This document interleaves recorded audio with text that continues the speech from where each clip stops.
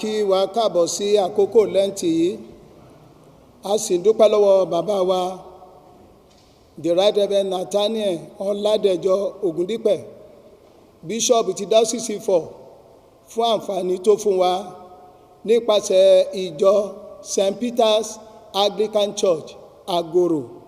A kí yín káàbọ̀ sínú àkókò ọ̀rọ̀ Ọlọ́run yìí. A sì gbàdúrà pé lórúkọ Jésù agbára àjíǹde èyí tí à ń retí yóò fi ẹwà rẹ̀ hàn nínú ayé wa. Ẹ jẹ́ kí a gbàdúrà. Olúwa ọ̀run ayé, a gbé orúkọ mọ́ rẹ ga nítorí pé wọ́n ni Ọlọ́run, ìwọ tí o fẹ́ wa tó sì fún wa ní ìrètí ayérayé, nítorí pé ìwọ ni olùgbàlà gbogbo aráyé. O sì ń pè wá fún ìrònúpìwàdà lákòókò yìí. Ọlọ́run aráyé, jẹ́ kí ọwọ́ agbára rẹ kó fà nínú ayé ẹnìkọ̀ọ̀kan wọn bí a ṣe ń gbọ́ rẹ lákòókò yìí, nípasẹ̀ Jésù Kristi Olúwa àti olùgbàlà wa. Àmín. Kókó ọ̀rọ̀ Ọlọ́run tí ọjọ́ òní a pè ní Jésù ìrètí ayérayé. Ẹsẹ̀ wúrà ọ̀rọ̀ Ọlọ́run òun láàrin nínú ìwé Róòmù orí 8 ẹsẹ̀ 14 dé 15 tó wí báyìí wípé, nítorí ìrètí lè a fi gbà wá là, ṣùgbọ́n ìrètí tí a bá rí kìí ṣe ìrètí, nítorí ta ní retí ohun tí ó bá rí. Ṣùgbọ́n gẹ́gẹ́ bí ọ̀rọ̀ ẹsẹ̀ wúrà ṣe wí, ẹ jẹ́ ká kọ́kọ́ wo ìgbàlà. Ìgbàlà kò ti ọ̀dọ̀ ẹlòmíràn wá bí kò ṣe láti ọ̀dọ̀ Ọlọ́run. Ọlọ́run sì ń pè wá ní àkókò yìí pé ká wá sọ́dọ̀ òun, ká ronú pìwàdà kí a lè rí oore ọ̀fẹ́ ìrètí ayérayé gbà. So fún àwa onígbàgbọ́ ní àkókò tí ìrètí àgbáyé tó ti kún fún wàhálà, a kò tí lè sọ̀rọ̀ lórí gbogbo àgbáyé nípa àlàáfíà mọ́, àfi ìbẹ̀rù, ìpaniláyà àti ìwà ọ̀daràn tó gba gbogbo ayé kan bí ó ti wà lóde òní, pàápàá lórílẹ̀‐èdè Nàìjíríà. Nígbà tí àwọn ìwà àmúyẹ ti ìhùwàsí ti ṣubú, lákòókò tí ìgbésí ayé ẹbí àti àwọn ìwà àmúyẹ ti ara ẹni wá dínkù lójoojúmọ́ ní gbogbo orílẹ̀‐èdè àgbáyé. Ìdí ẹ̀ nìyí tí a gbọ́dọ̀ fi ìrètí wa sínú Ọlọ́run ayérayé. Gẹ́gẹ́ bí a ṣe ń sọ lọ, ọ̀rọ̀ Ọlọ́run sọ fún wa pé bí a tilẹ̀ dúró tí à ń retí ìpadàbọ̀ Kristi, a ti fún wa ní ẹnìkan, èyí tí a sọ pé nítorí Ọlọ́run fi aráyé tó bẹ́ẹ̀ gẹ́, nítorí Ọlọ́run fẹ́ wa, ó fi ọmọ rẹ̀ fún wa. Èyí ni ìrètí aráyé. Ṣùgbọ́n nínú òkùnkùn, ìrètí ti àgbáyé tí ó ní ìṣòro, ó dúró ní ìlérí tí kò lè yí padà, tí Kristi wí pé èmi yóò tún ṣe. Ìlérí ti Kristi ìrètí ti àgbáyé ni. Ọ̀rọ̀ ìrètí nípa Ọlọ́run ó fún wa ní ìrètí ọjọ́ ọ̀la. Ìrètí tí kò sí nínú Kristi Jésù jẹ́ ìrètí ẹ̀tàn, nítorí pé Kristi ni ìrètí aráyé. Ẹ má gbàgbé ohun tí ìwé Jòhánù orí 3 sọ fún wa pé a fi ọmọ kan fún wa láti jẹ́ olùgbàlà aráyé. Kí ni ìrètí jẹ́ lákòókò tí a ń sọ yìí? Ìrètí jẹ́ ohun tí a ń retí tàbí ìfi ojú sí ọ̀nà ohun rere. Tí èèyàn bá ń wo nǹkan tó ní ìrètí nínú ẹ̀, a máa retí. Ó lè jẹ́ ohun rere ló tiẹ̀ máa jẹ́ jù, kì í jẹ́ ohun búburú. So a ní láti fi ìrètí wa sínú Ọlọ́run. Ọlọ́run ṣe àfihàn ìrètí fún àwọn ènìyàn Ísírẹ́lì nígbà tí wọ́n wà ní oko ẹrú, láti fún wọn ní ìrètí ọjọ́ ọ̀la tí wọ́n bá lè ké pe Ọlọ́run. So nírú àkókò yìí lórílẹ̀‐èdè Nàìjíríà, pẹ̀lú gbogbo tó ṣẹlẹ̀ yìí, à ń gbé nípa, à ń dojúkọ ìṣòro ní gbogbo ọ̀nà, à ń mu ògùn olóró. Gbogbo àwọn onígbàgbọ́, ìrètí wa ni pé Ọlọ́run lè fún wa ní ìṣẹ́gun bí gbogbo wa bá dìde tá a bá ké pe Ọlọ́run.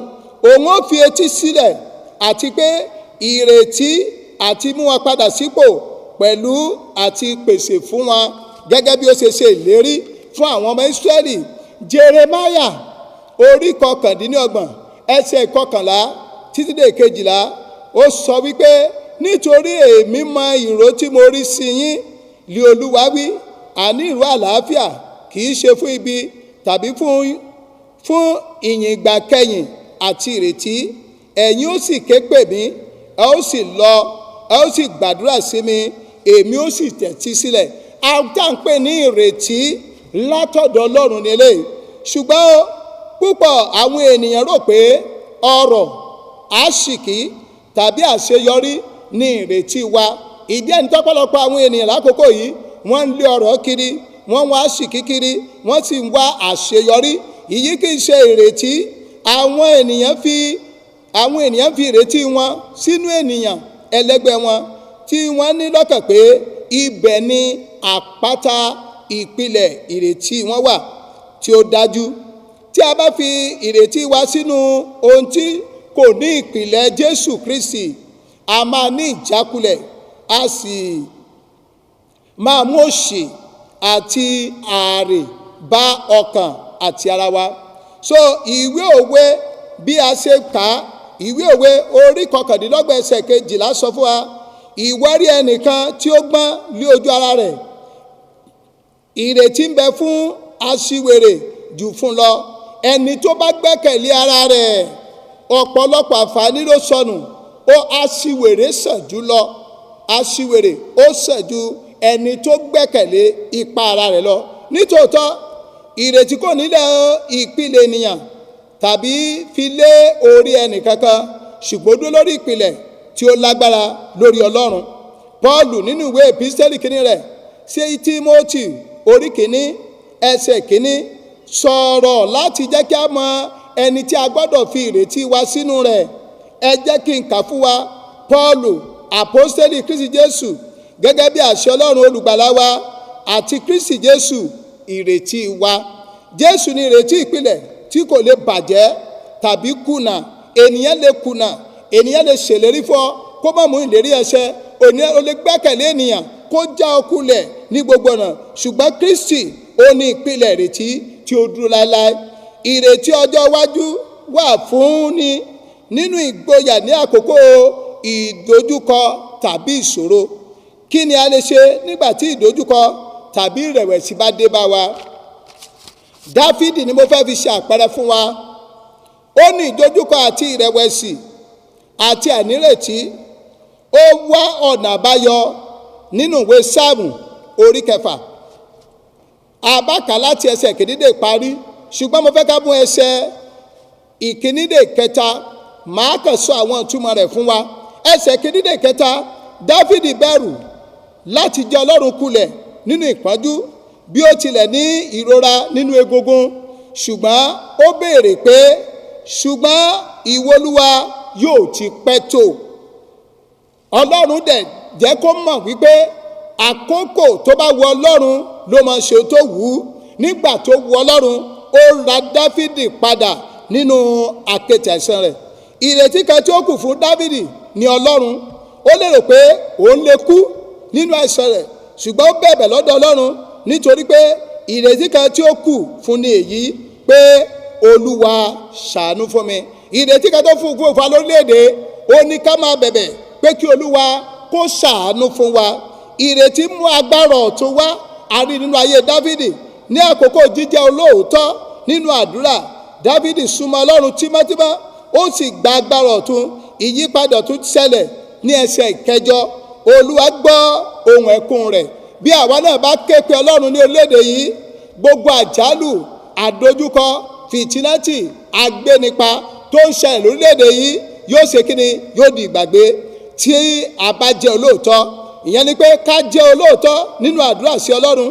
Ó jẹ́ ohun ìjà ńlá láti lé ìbẹ̀rù àti wàhálà lọ. A ó sì rí pé bí ó ṣe ké pe Ọlọ́run tí ó mójútó ẹni ìpọ́njú àti aninilára yóò fún ọ ní ìrètí àti agbára. Mo gbàdúrà fún ẹnì kankan tó ní ìdojúkọ lákòókò yìí àti orílẹ̀-èdè Nàìjíríà tó ń la ìṣòro kọjá. Ọlọ́run nínú agbára rẹ̀ yóò dìde láti fi ìrètí ọjọ́ ọ̀la fún wa.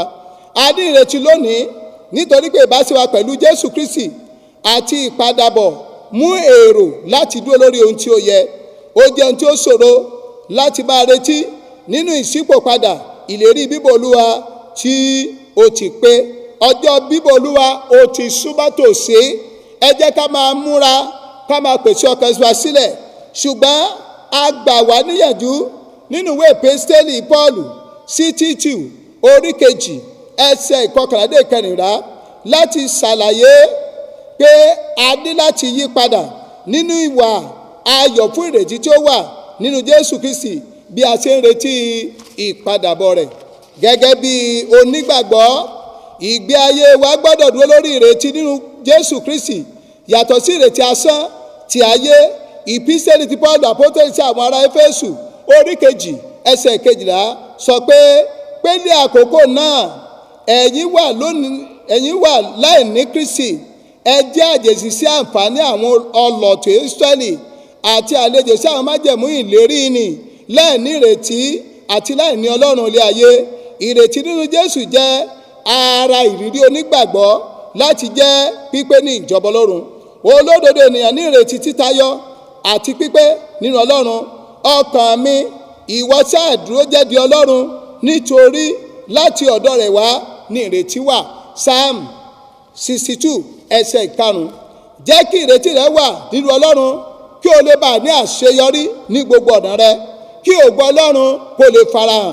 Mo fẹ́ kẹ́ kọrin pẹ̀lú mi. Orin ìgbàgbọ́ mi dúró lórí. Ìgbàgbọ́ mi dúró lórí ẹ̀jẹ̀ tó dòdò Jésù. N ò jẹ́ gbẹ́kẹ̀lé ohun kan lẹ́yìn orúkọlá Jésù.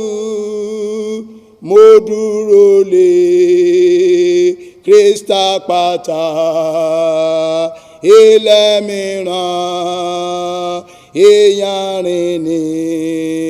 Mo dúró lé Kristi àpáta, ilẹ̀ mìíràn ìyanrìn ni. Mo gbàdúrà fún gbogbo ọkàn tó fi ìgbàgbọ́ kan rí pé ìgbàgbọ́ yín yóò mú ìrètí ọjọ́ iwájú wá fún yín.